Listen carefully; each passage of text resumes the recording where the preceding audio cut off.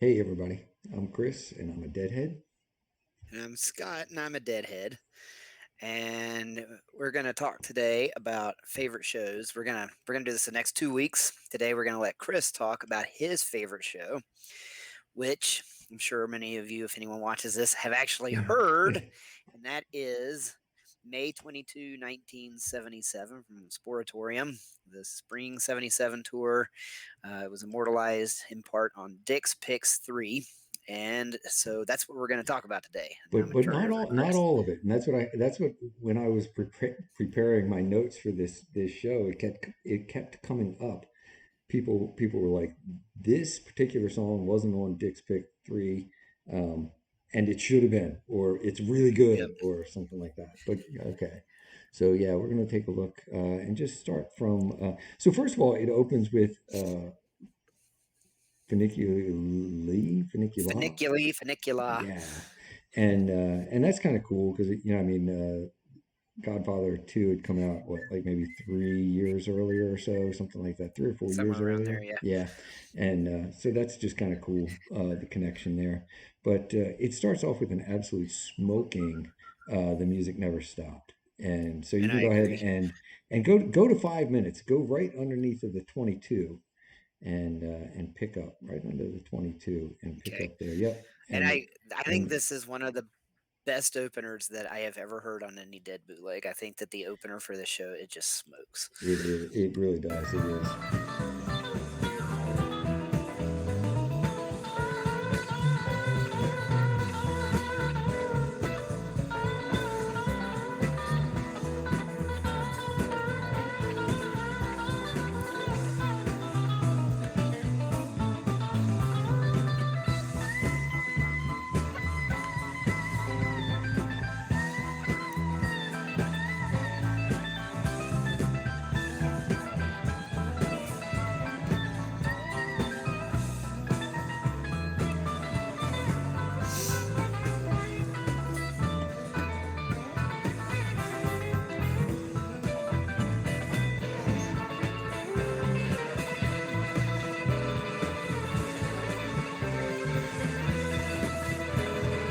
Go Jerry.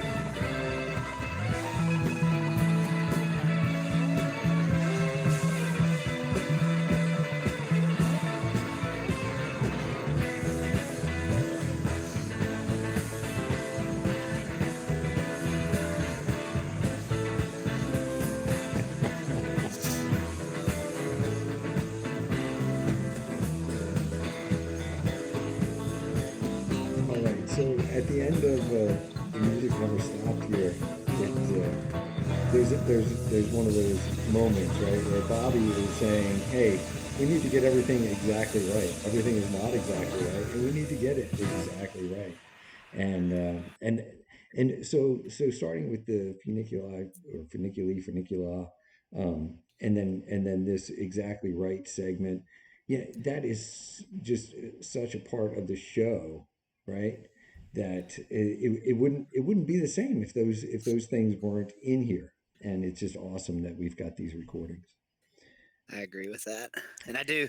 So I've seen hundreds of concerts all over the country. I've been to good concerts where the band did not play a single song as good as that music never stopped the entire night. And that's the very first thing they played. I mean, Yeah, that's what they opened with. and it's number five on Hetty. I lots of times I refer back to Hetty versions Yeah. and they kind of keep that scorecard or whatever. But yeah, it's number five. It's definitely a smoking version. And when you think about the thousands of concerts and the all the different recordings of the music never stopped, Yeah. that's it, to be even to be like top 20, it's gonna be ripping, and that one certainly is at number five. Yeah. And then we go to Sugaree, and you can go ahead and click on Sugaree and pick up about 10 minutes. So go into Sugaree about 10 minutes. It's right under the 77, yep, a little bit more actually. And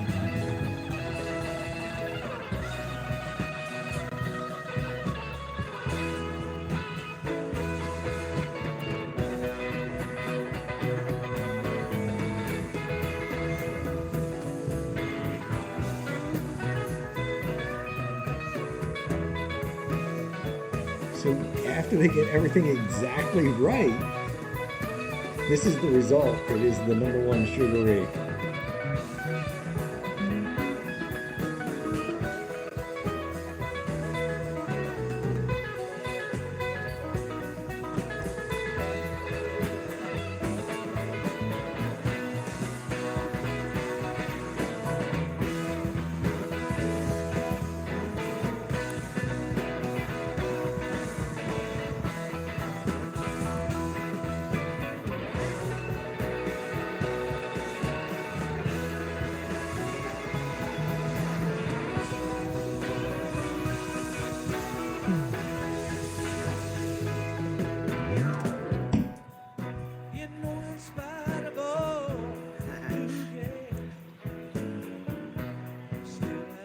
Yeah, good stuff. I mean, that's number one on Hetty, and it's I mean, so in the first, if you think about the people that were at this show, in the first what, well, half hour or so, they were really treated. I mean, they totally scored.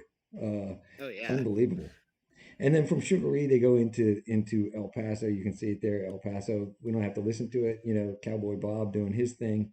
I prefer Me and My Uncle if we're talking cowboy songs, but it's a good El Paso. It has a few votes on Hetty version. Every one of these songs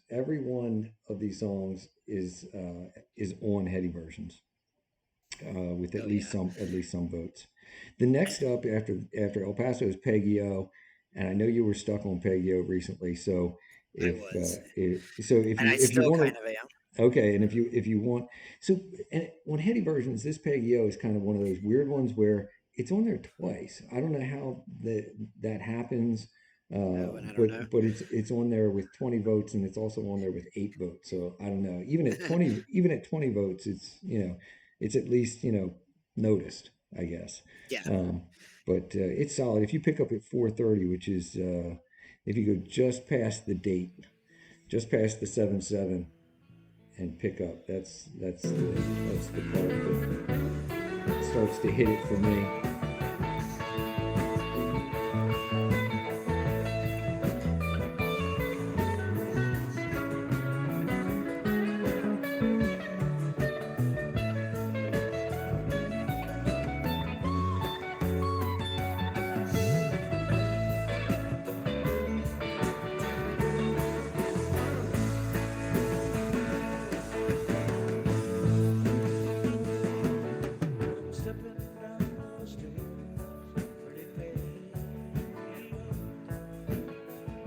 Yeah, that's nice. Yeah. But we can move on because it's a long show, and we don't Oh want to yeah. make this recording too terribly long. Right. Uh, but next up And there is is, I know this is your favorite show, and you and I have discussed it many times. There is one portion of this show that one song in particular that is one of my favorite things that the Grateful Dead ever played. So, we'll get there. Slow down. oh yeah, I'm gonna I take know this we will. step by step, and just mention the New Minglewood Blues. It's a good one. But New Minglewood is a song that I'm not going to skip it when it comes up, but it's just not one that I've really delved into too much. It's not a song they really stretched out on, but I've always really liked the lyrics. Now I do prefer, like, if you listen to the earlier versions, like 71 in there, it's a little more bluesy, and I do personally prefer the more rockin' sound that they had in 77 with this song. So, but the 77 ones, I think if you look on Hetty, they're a little bit further down the list. So I am in the minority on that. Yeah. Uh, don't go too far. Scroll up a little bit and get the friend of the devil, because I would pick up there around, let's see, about 4:30, and and listen to Keith here. 4:30 is Under the D and Dead. The first one or the second one? There's two in Dead.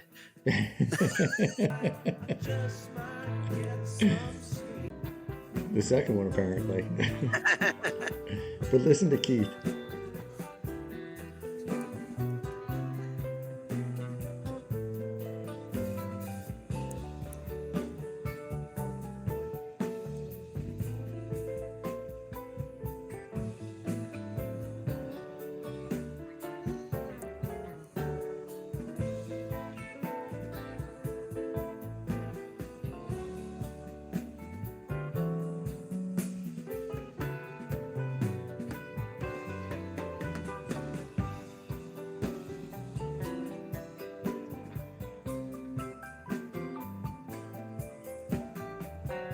So this is it's one of the slower versions, but it's not the glacial slow version. Yep.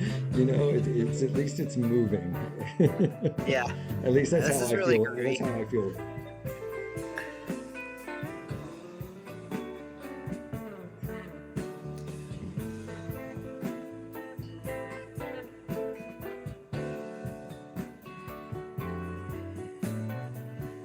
And I would have to be honest, this is very groovy. Keith is sounding good.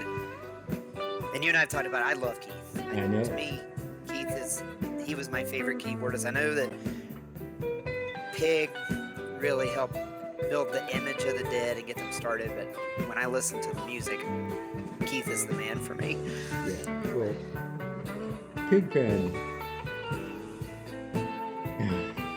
when he's singing the blues, I just love it.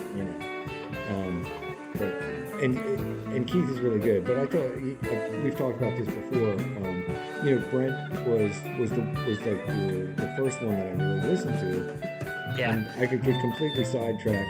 But the 10-year Veneta reunion concert, in yeah. Oregon, that was one of the first shows that I started to listen to, and so I just always kind of gravitated toward Brent a little bit, but now I'm stuck in '77, so I'm all Keith now. All right, so as good as this is, the Lazy Lightning Supplication is the number one on Hetty versions, and you can just pick up at the beginning of Lazy Lightning. This is another one that it doesn't, So I think this song just has such a 70s sound to it and in a good I had way. to be quiet to listen to that beginning. I think they just, I mean, right from the beginning, they're on this Lazy Oh, Lightning yeah. Supplication, and you know, this is another one that, well, actually, this is one that I might even skip sometimes, but not in this Oh, show. man. Not in this show. I actually had a dog years ago. I named it. It was a basset hound named Lightning that I named after this version of this song. This version of this song, Oh yeah, because I think you're a deadhead. well, and it had come out on Dick's Picks 3, and so I listened to Dick's Picks 3 a ton when it came out because I didn't have access to the rest of the show. So, and it was such a pristine live Lazy Lightning supplication. I don't know what we'll hear, but I have a note to just go ahead and skip on to supplication at 4 minutes and 40 seconds. 440. Yeah, I don't know what we're gonna hear. I have no other note about it. Just Yeah, the jam at the end of the song is smoking. Well, I need some indication, girl, if all of this is real now. Tell me, girl. Come on, who just said there's something wrong in my head now? Tell me, girl. The infatuation, or am I just being misled now? With the motivation, it's like me now. It's sparking my imagination. Nothing like me now. But excitation, rule by me now. But excitation, like me now.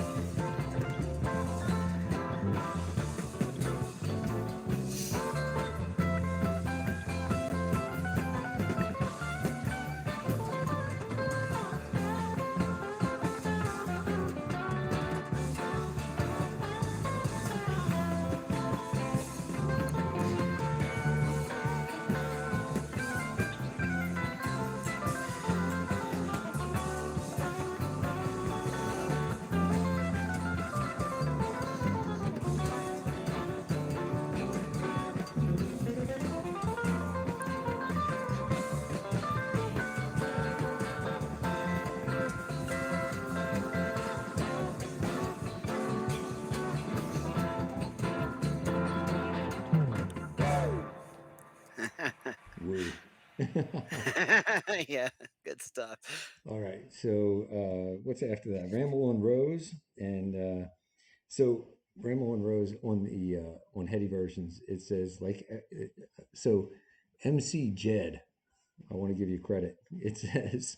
Um, like everything else that did not make it, that did not make the cut to Dick's Picks 3, this should have made the cut. And yet, Dick's Picks 3 is still one of the greatest albums of all time. Go figure, right? So, yeah, the Ramble on Rose is really good. You can just go from the beginning there, and we'll just let it play for a few seconds. And Ramble on Rose, for anyone who doesn't know, I've played the guitar for over 25 years, and this was one of the very first songs I learned to play on the guitar. is that right? Yes, it is. This and Jack Straw. And for those of you that don't know, I just started to try to learn the guitar.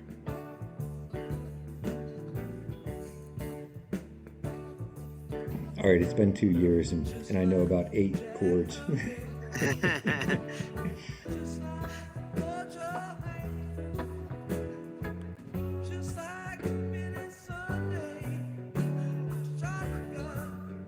All right.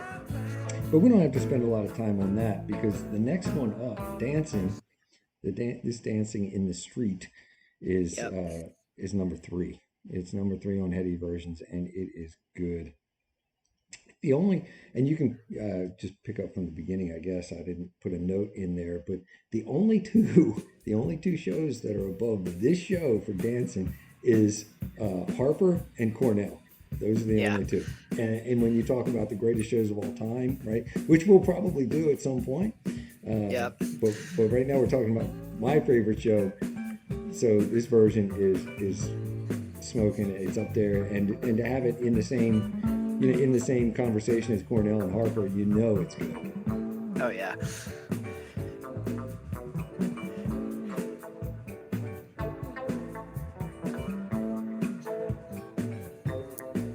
And of course, this closes the first set, right? Yep.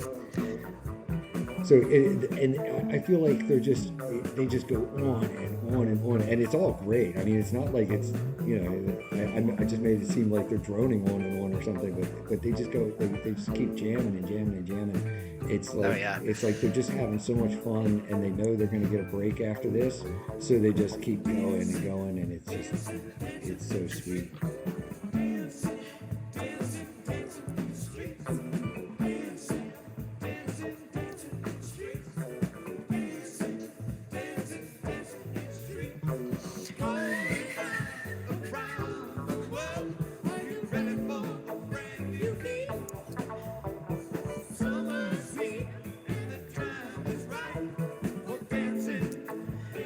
What are Vandellas? Do what? I was joking. I said, what are Vandellas? I don't remember Martha's last name, but I know it wasn't Vandella. No, but I know that she was friends with some Vandellas, whatever they are. I don't actually now. What is a Vandella? I wonder.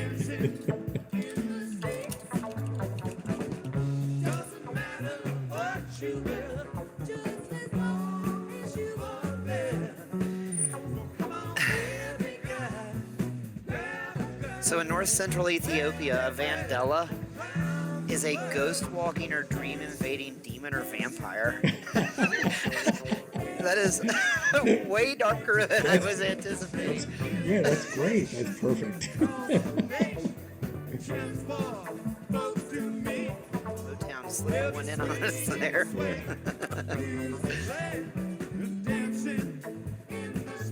Yeah, this is the number 3, and it just, man, when they get into that jam, and it's just going on and on. Just go, I would say maybe under the date somewhere, and let's listen to Where? it. Somewhere under, yeah, right there.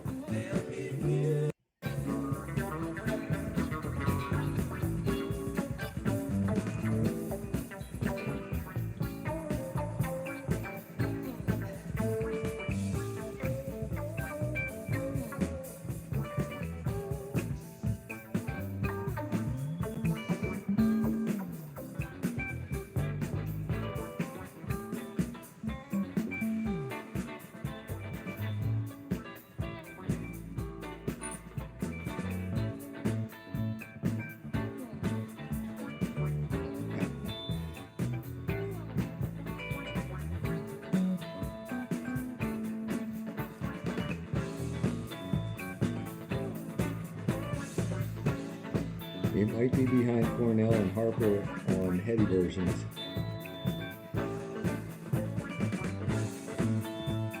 But you know where it is for me. All right.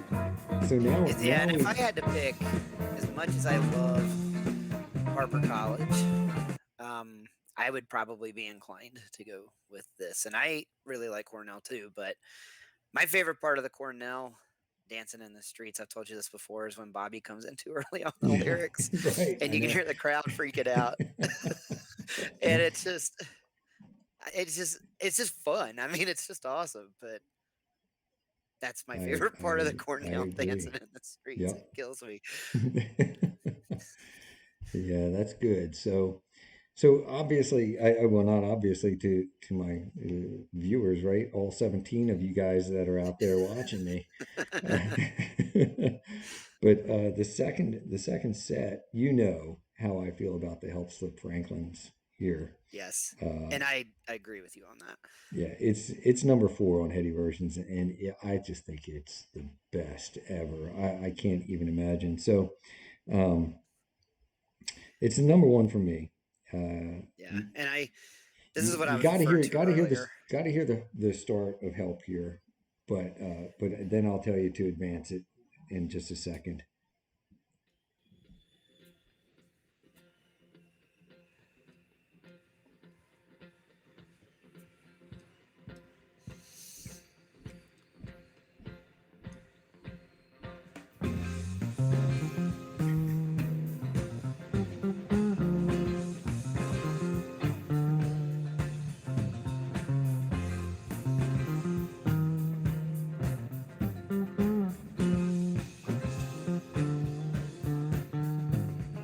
Paradise waits on the crest of a labor range's fame.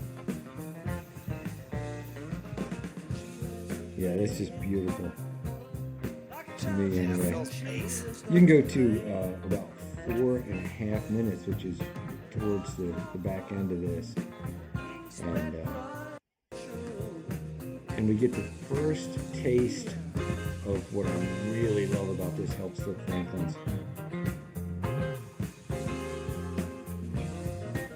When it seems like the whole band just kind of takes a rest, and Mickey and Billy take over right here, and I just envision it them talking to each other.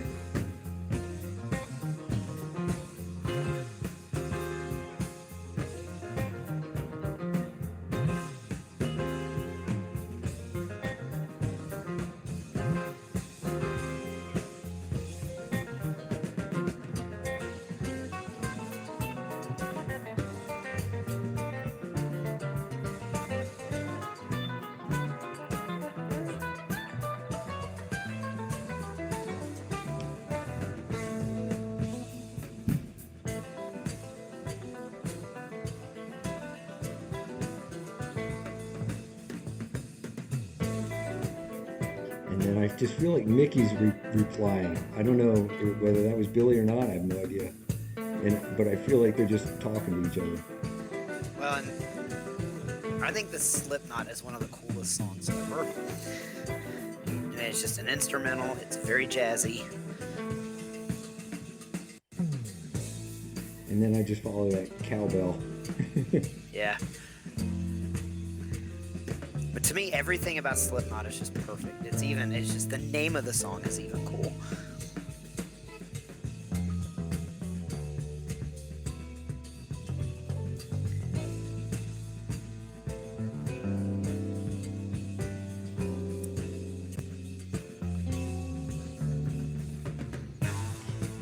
You can go ahead because this is probably getting really long. I have no idea. The way we're recording, I can't see how long we've been, but I know it's not. Okay. But go pretty deep into Slipknot, and you'll hear that same the repeat of that kind of the band kind of rests and.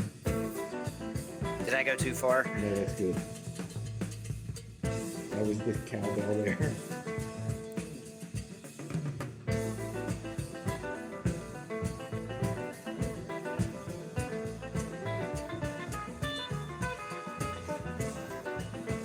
It was a little too far.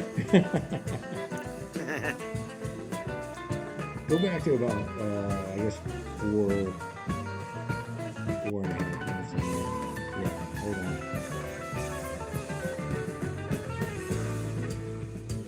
I should know it better.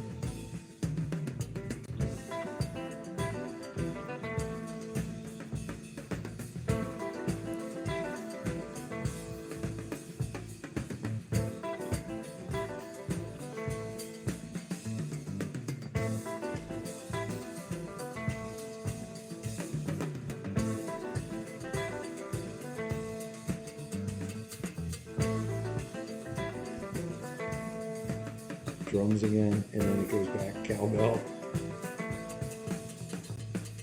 I love that. All right, you can stop that one. All right, and then of course it goes into Franklin's. You can go right to the end of this, I guess, and just Okay. listen to that as it rolls into Franklin's, and then I'm actually going to ask you to talk about Franklin's a little bit. I'm putting you on the Well, and spot, I know, but I'm you've not going to go texted me on. about it so many times. That I'm not last going to go jam. on Go too ahead. long, but Okay. I do think this is my all-time favorite Franklin's Tower. I have heard tons of them because I love the song anyway.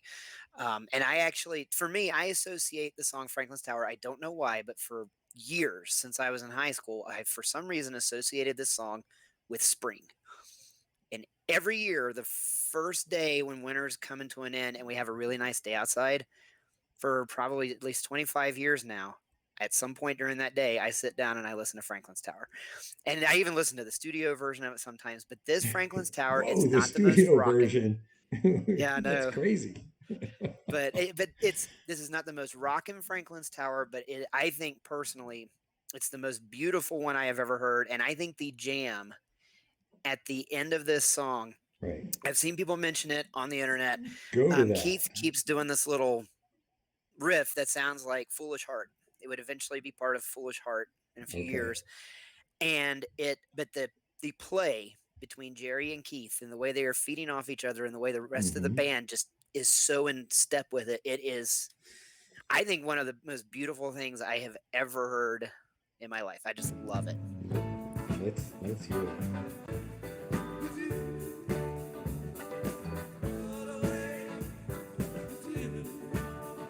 You better run away.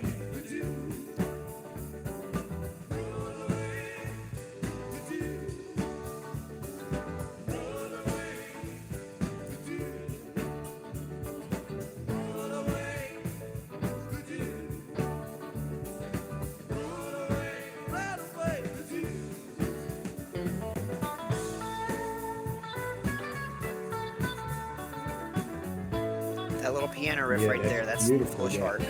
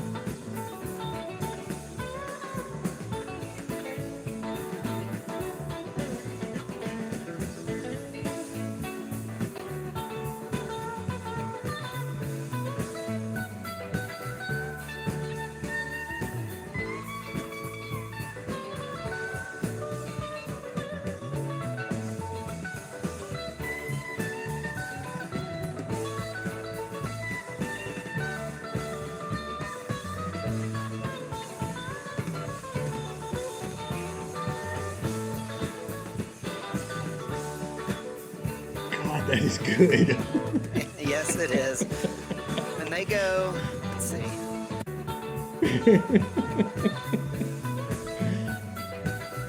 Let's see.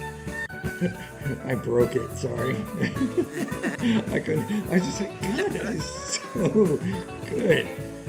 That's one of those ones where it just grabs my soul and it just takes my soul. And it really feels like Jerry is pulling me through my own brain into heaven. And I know that people are probably like, oh man, he's really out there, but that's how it feels to me. Like it's just grabbing me and pulling me upward. So this little bit, I think I'm right on it, because Keith keeps playing that little riff over and over again, and I don't even know what word to use. It's almost like it's because I'm I'm talking still about jamming, music. and if there's no It's music, then I'm almost still like jamming. Jerry's guitar is almost like pouting. I don't know what other word to use. And then it builds up, and then Keith plays the riff again, but he plays it an octave higher. And it's like the entire band is picking up on what is happening here. And it's just great. Yeah, it is Right here. Right there.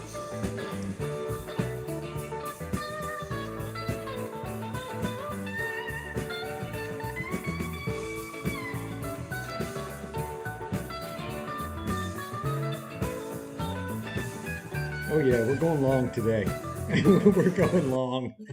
Yeah. When I do my show, it's gonna be shorter. I'm gonna Sorry, focus I made really a on lot of just a couple of notes. maybe we Oh my should do the god. other half next week, because this is going on forever. And No. we've still got most of the second set. Yeah. I don't even care. You know what? It's only gonna bother 17 people. The last one had 17 views last time I looked. So, but no, that's just awesome music. You can't even. I can't. I don't even know what to say. What else to say? I mean, it's just awesome. So, yeah, I guess we have to move on. So Samson and Delilah, which is another kind of I listen to it and I like it, but and this is the number 5 version on Heady versions, but again, Samson and Delilah is a song that I'm not caught up on, caught up in. Uh, And I I I actually listen to it, I tend to like it, agree with you on that one. yeah.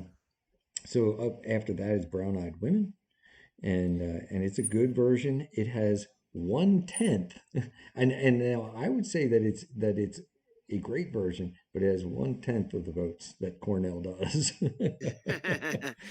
uh, Good That's pretty Lovin' funny. barely shows up on Hetty's version with 3 votes, and I think it's solid. I really do. I think it's a solid Yeah. version. Um, the Sunrise, you can go to Sunrise and just start from the beginning. And the So of course, Sunrise, Sunrise is going to be one that's a little controversial, maybe with Dead fans, because, well, there you go. I hey, happen to like Donna. I believe I like her more than you do. I think you're right about that. But I will say this Sunrise right here, I will not skip. No, I think it's gorgeous. And this proves that she can sing, and she can sing really, really well. I'm pretty sure she backed up Elvis Presley at one point in her career. Really? I'm pretty sure. So, at some point, she must have been able to sing, but what But week? oh yeah, there are some shows that I feel like she ruins, and there are some shows that I feel, or some songs that I feel like she just ruins. And what were we talking about recently? Estimated at Red Rocks, right? Oh yeah. And I can barely listen to it because of Donna.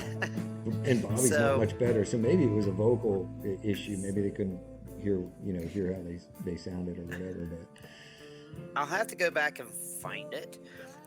I know it's from '74. There is a version of Greatest Story Ever Told. It might be the Louisville show. It's one of the pretty well-known shows from '74. And at one point, the band is just going nuts, and they are just rocking out. And she starts doing this yeah thing. And I like Donna, but it honestly sounds like they have tied a cat to the stage and someone's going back and forth over its tail with a rocking chair. Okay. I think And- you've texted me about this one, And I love it. I mean, but when I Jerry- listen to it, every time I listen to it, I Jerry get does something. hysterical. I cannot stop laughing because I think it's so funny. So I'm divorced. My ex-wife used to get pissed when I would start laughing at that, and I can't help it. It's funny. So I thought you were going with Jerry shutting her down the one time. So I don't know if I've never figured out exactly what's happening, but in I think it's Wharf Rat from Red Rocks. At one point, Jerry shushes somebody, and I'm not sure who, but I've always wondered if he was shushing Donna. He does it But right in the listen middle of the listen to song. this for just a second.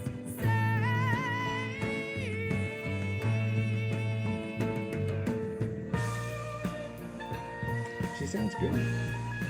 Oh yeah, no, it's a Right good here, song. right here, this show, this song. I love that. Did you ever think I would say that? Maybe. All right. But let's I go wonder to how the, many of the people at this show were like, "Oh, good, Donna's singing. Time to go hit the can and get a beer."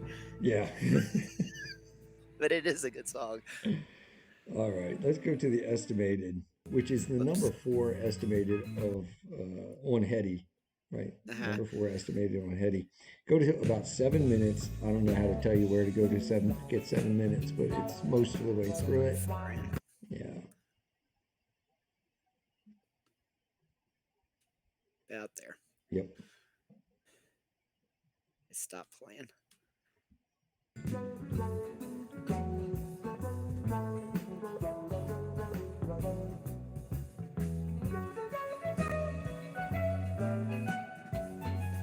And I love estimated. And this is, for it to be Yeah, number I like 4, estimated too. number 4 on Hetty, I mean, it's a good one. It's my favorite, obviously. I mean, this is my favorite show, so. So, sometime if we want to talk about some the show from '79, it is, I believe, it's another Dick's pick. I think it's maybe number 5, and it's December 26, 1979, from Oakland, the New Year's Eve run, and that show has my favorite estimated ever, but it's not the jam after estimated that I love. It's the jam in the middle of the song that I love. But Bobby has a flub in it, and it's not huge, but it's noticeable. And they go from that, and then they play the other one a few minutes later, and I personally think it is a smoking other one. And Jerry does the coming around thing half a verse too soon. And every time I hear it, it's just kind of jarring to me. And it's one of those things that makes the Dead great is that they did do it without a net. But that particular example is one that every time I hear it, I'm just like, oh, and I'm like wakes me up and takes me out of my little dream. You're focused, and then it's like, whoops. Yeah, just like Jerry's, I think, because I'm sure he's like, oh crap, when he did it, because he has to turn right around and do it again 2 seconds later. And it goes into eyes. And that sounded great. I didn't. So from this side, I don't know how you're hearing it, but it didn't sound like there was any break at all. Usually when I'm listening to it, there's a break. Yeah, there was a little pop. I don't know why, because usually when I listen to it, there's a break also. Okay. I love that. So, but I have downloaded shows on my iPod, and on my iPod, there's no break at all. It just goes right nice. from one to the next, which is always beautiful. And estimated into eyes, I love estimated into eyes. Well, and I have a tendency when I'm listening to shows that have been officially released, I have a subscription to Spotify, and I will listen to them on Spotify, and there's no break. It's seamless.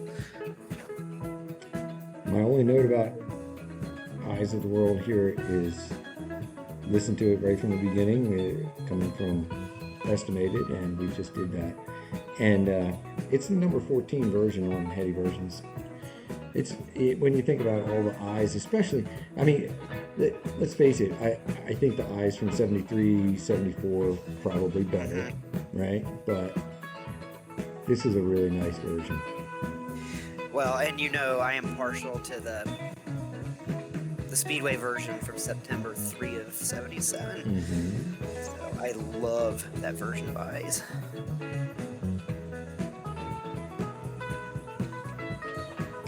Now, after this, and let's start thinking about this a little bit. It goes after Eyes, we go into Wharf Rat, right? Yep. So we're going estimated Eyes, Wharf Rat, Terrapin Station, Morning Dew, Yep. straight through. Yep. And the Wharf And it's Rat. Go ahead, go to Wharf Rat. Let's see. 3:30 into Wharf Rat. I've got a note.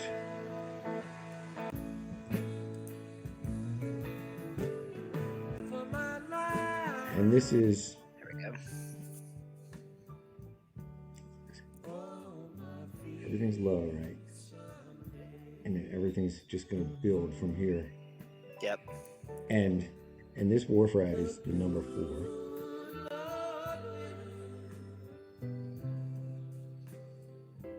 When we do my show next week, Wharf Rat plays a key role in that show too.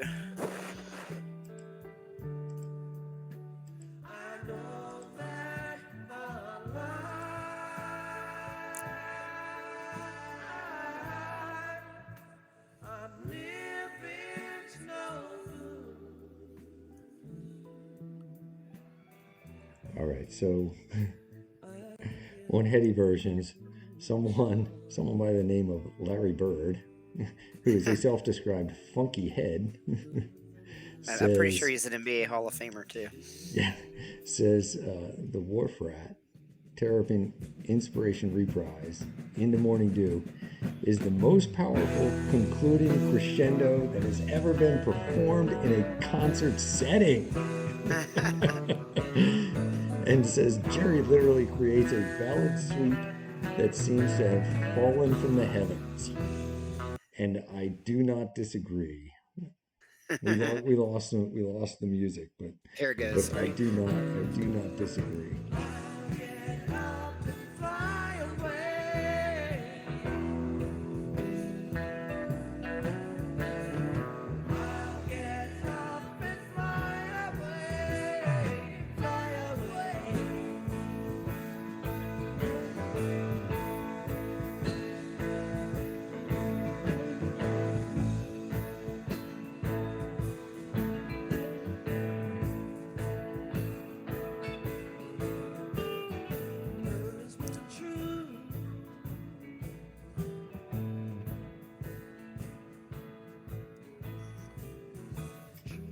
All right, we are going long today, so go to Terrapin. Go to about 7 minutes in.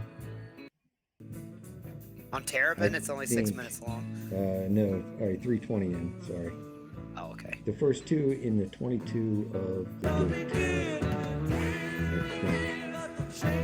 Go to the first 2 in the 22 of the date. This is fine. This sounds great.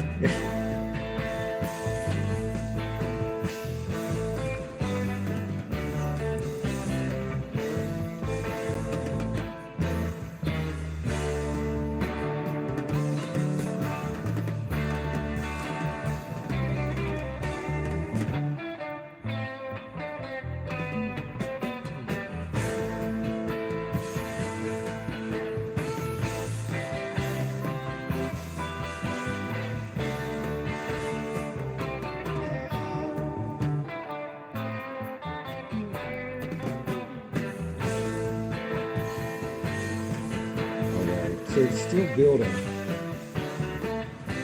Do what? Yeah, I was just saying it's still building. Go to Morning Dew, Okay. and if you go right to, we can go deep into this one, right above kind of the gap between where it says 77 and 5277. Go towards the end of that gap, Out here? or further over. The gap between the 2 blue bars. Oh, if here? you will. Yeah. Oh, I got you. Okay. Okay. So Morning Dew is one of my favorite songs ever. I think I was talking about this last time or the time before. Or Yep. probably both. But anyway, this is my favorite version. This is the Bose speaker on each side of my head version. Yes.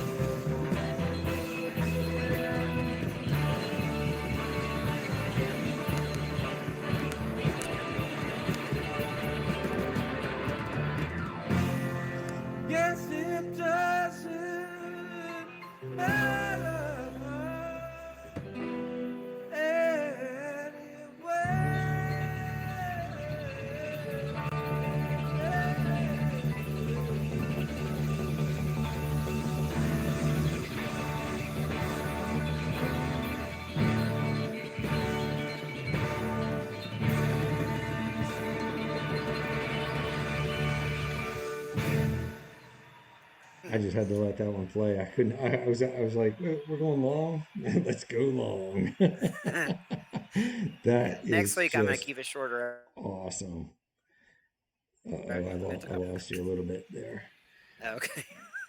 You were frozen or something for a second, but yeah, man. Oh my God, that's so good. And then of course we've got Sugar Magnolia as the encore, and it's a really good Sugar Magnolia, and it hardly has any votes. It's got like what, maybe 9 votes on Heady version, and it's like it's one of those things. It's like one of the comments is actually, this is the best Sugar Magnolia of '77.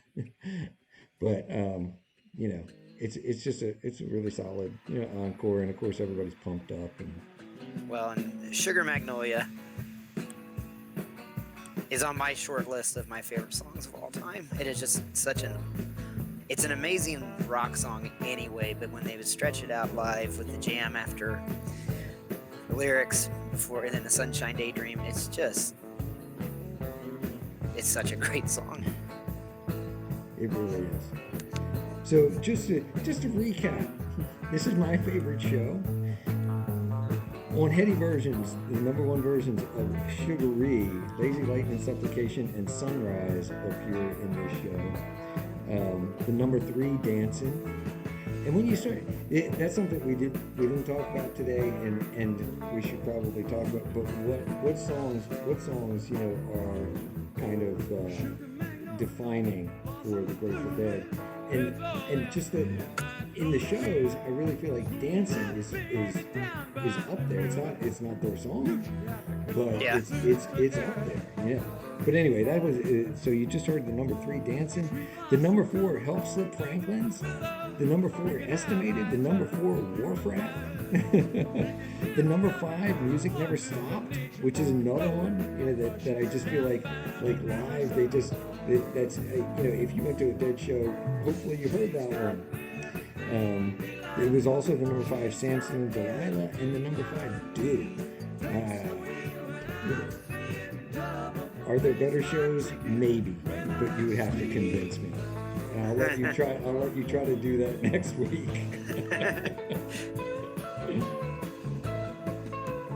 Maybe that's a good place to wrap it up. It is a good place to wrap it up.